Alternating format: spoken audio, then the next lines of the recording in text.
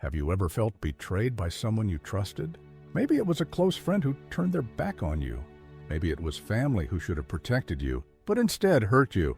Or maybe it was a coworker or a boss who used your hard work for their own gain and left you behind. Betrayal is one of the deepest wounds we can carry because it doesn't come from strangers. It comes from people we thought would stand with us. Sometimes betrayal leaves scars that are not visible but cut to the heart. You start questioning yourself. Was I not good enough? Did I do something wrong? Why did they treat me this way? It can make you feel unwanted, rejected, and abandoned. The people you thought would lift you up pushed you down instead. Maybe you've also known what it feels like to be forgotten. You gave your best, but no one noticed. You were faithful, but no one cared. You worked hard, but someone else took the credit. You showed kindness, but people repaid you with silence or even cruelty.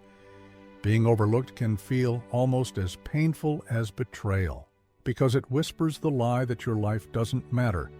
And then there's rejection. Perhaps you applied for opportunities and doors kept closing. Perhaps you longed for acceptance in your own family, but instead you felt like the outsider. Rejection creates loneliness, and loneliness can feel like a prison without walls.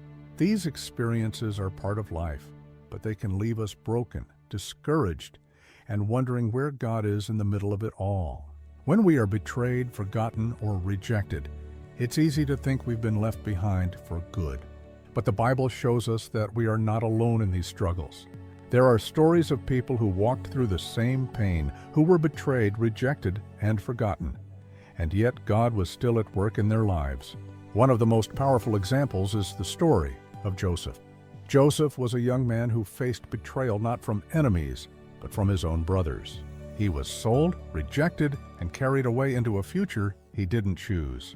From the outside, it looked like his life was ruined. But what looked like the end of his dreams was actually the beginning of something greater.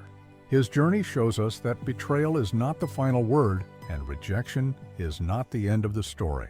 Joseph was the favored son of his father Jacob. He was given a special coat of many colors, a symbol of love and honor. But the very blessing that set him apart also stirred jealousy in his brothers. They saw his dreams that one day he would rise above them, and instead of celebrating, they let envy turn into hatred. One day, when Joseph went to find his brothers in the fields, their jealousy reached its breaking point. They plotted against him. Some wanted to kill him, but instead they stripped off his coat, threw him into a pit, and eventually sold him to traveling merchants. For a handful of silver, they gave away their own brother. Can you imagine what Joseph must have felt? Betrayed by the very people who shared his blood, rejected by those who should have stood beside him. As the caravan carried him away toward Egypt, he must have wondered if he would ever see home again. In Egypt, Joseph was sold to Potiphar, an officer of Pharaoh. He worked as a servant in a foreign land. Everything familiar, his family, his language, his freedom, was gone. Yet Joseph did not give up. He worked with diligence, and soon Potiphar trusted him with the entire household. But just when things seemed to improve, another betrayal came. Potiphar's wife falsely accused him, and Joseph was thrown into prison. Once again, he was punished for something he did not do. From favored son to slave, from trusted servant to prisoner, his life seemed to move further and further away from the dreams God had given him. In prison, Joseph faced the pain of being forgotten. He interpreted dreams for Pharaoh's officials, and one of them promised to remember him.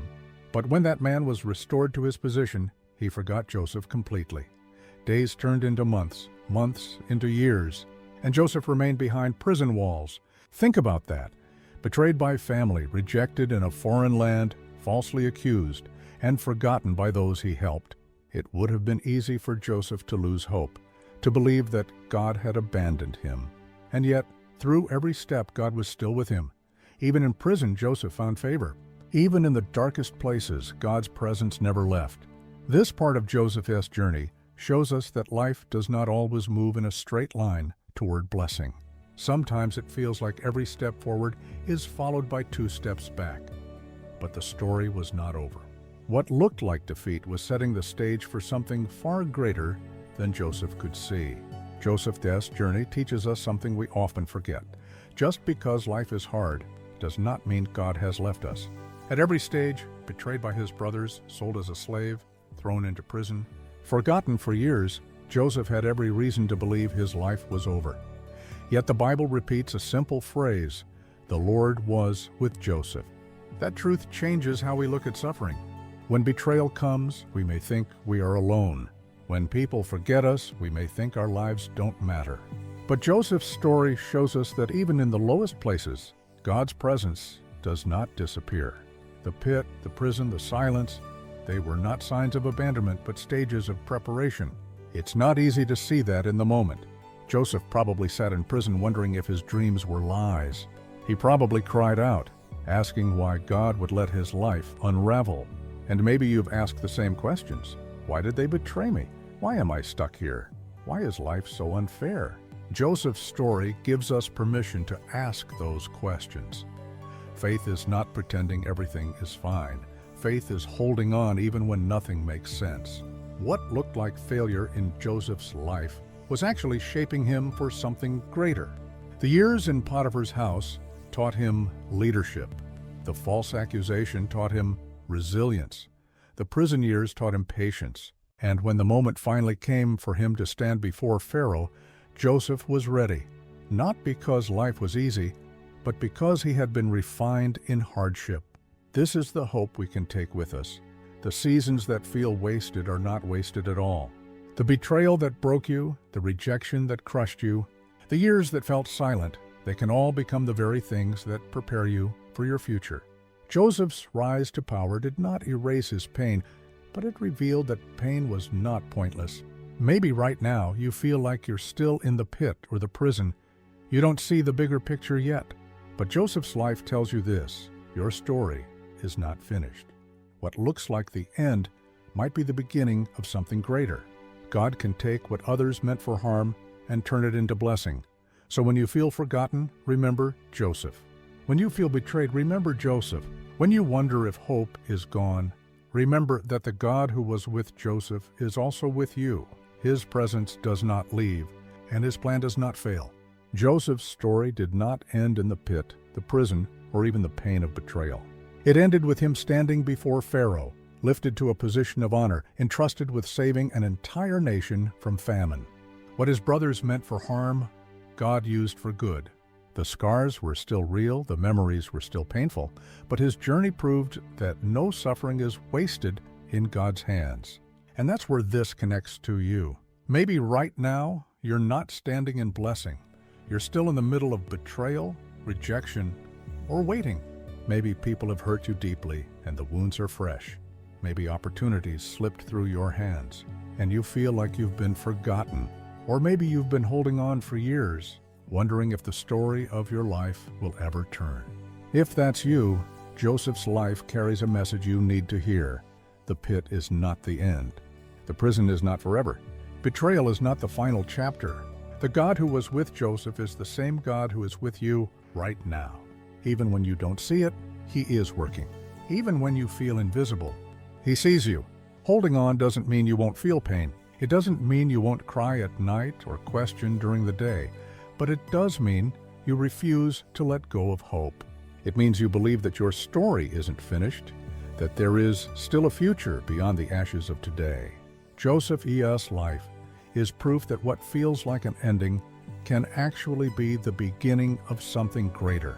So let me ask you, are you walking through a season that feels heavy right now? Do you feel betrayed, overlooked, or forgotten? If so, I invite you to share in the comments. Write your story, even just a few words, because when you share, you are not only giving voice to your pain, you are also opening the door for someone else to say, "Me too." And sometimes just knowing you're not alone can give the courage to keep going. This channel is more than just stories. It is a place where we remind each other that faith is stronger than fear, and hope is greater than despair. If Joseph's story has encouraged you today, I ask you to like this video and share it with someone who might need the reminder.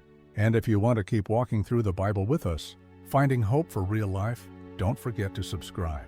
Every week we open another story, and every story carries a message for today. Remember this: what others mean for harm, God can turn to good. What feels wasted, God can use. And what seems broken beyond repair can become the very place where blessing begins. So if you are in a low place right now, don't give up. Write in the comments, connect with others, and let's walk this road together. You are not alone, and your story is not over.